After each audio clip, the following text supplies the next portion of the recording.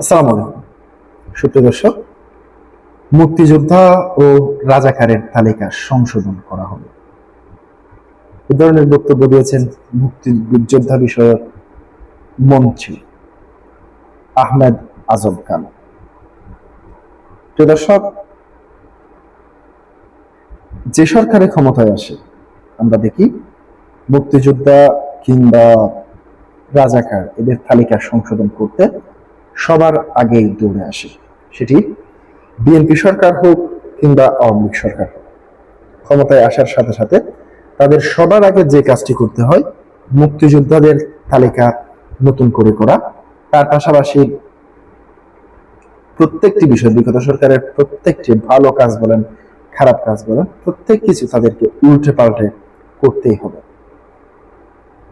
প্রিয় দর্শক, তাহলে কি আবার রাজাকারের তালিকা থেকে দণ্ডিত যে সমস্ত রাজাকার রয়েছেন, গোলাম আজম থেকে শুরু করে আলী আহসান মুজাহিদ সহ যে সমস্ত রাজাকাররা দণ্ডিত হয়েছেন সেই নামও কি বাদ পড়তে যাচ্ছে?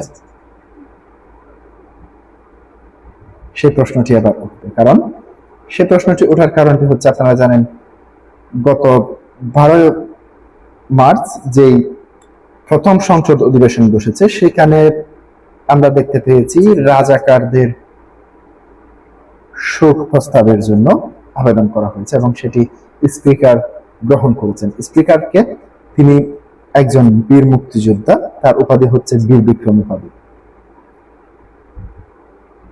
আপনারা জানেন তাকে আমরা সবাই মুক্তিযোদ্ধা হিসেবে অনেক শ্রদ্ধা করি, নামটা হয়তো নাই বললাম, কিন্তু শেষ পর্যন্ত তিনিও সেই শোক প্রস্তাবটি গ্রহণ করলেন।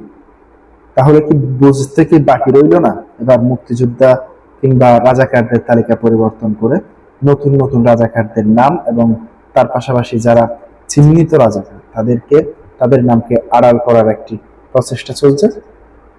প্রিয় দর্শক, কি বলতে চাইছেন মন্ত্রী সেটি আপনাদের সামনে তুলে ধরছি।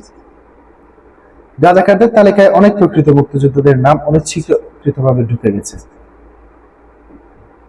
তার মানে এখানে বলতে চেয়েছেন রাজাকারদের তালিকায় অনেক প্রকৃত মুক্তিযোদ্ধার নাম অনিচ্ছাকৃতভাবে ঢুকে গেছে। তার মানে এই রাজাকাররা কারা? আমি যাদের নাম বলেছি কি তাদেরকে এই রাজাকারের নাম থেকে বাদ দেওয়ার জন্য এই তালিকা নতুন ভাবে করা হচ্ছে। একই সঙ্গে তালিকার কিছু ভুয়া মুক্তিযোদ্ধার নাম রয়েছে যাদের চিহ্নিত করে সংশোধন করা হবে বলে জানিয়েছেন মুক্তিযুদ্ধ বিষয়ক মন্ত্রী আহমেদ আজম খান। শুক্রবার 13 মার্চ বিকেলে রাজধানীর জিয়া উদ্যানের শহীদ রাষ্ট্রপতি জিয়াউর রহমান ও প্রয়াত প্রধানমন্ত্রী খালেদা জিয়ার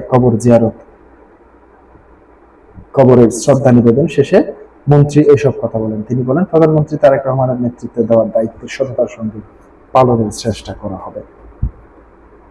মুক্তিযুদ্ধ বিষয়ক মন্ত্রণালয়ের উদ্যোগ নিয়ে মন্ত্রী বলেন, সামনে যে চ্যালেঞ্জগুলো রয়েছে তাদের মধ্যে ভুয়া মুক্তিযোদ্ধাদের চিহ্নিত করা একটি গুরুত্বপূর্ণ বিষয়।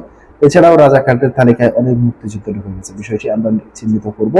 একই সঙ্গে ভুয়া মুক্তিযোদ্ধাদের বিষয়েও প্রয়োজনীয় ব্যবস্থা গ্রহণ করব। শ্রদ্ধা নিবেদনে উপস্থিত ছিলেন আইসিটি মন্ত্রী ফারুক ফকির, মোহাম্মদ এনাম সহ টাঙ্গাইল জেলার বিভিন্ন পর্যায়ের নেতাকর্মীরা। প্রিয় দর্শক, আজকে পর্যন্তই। আসসালামু আলাইকুম।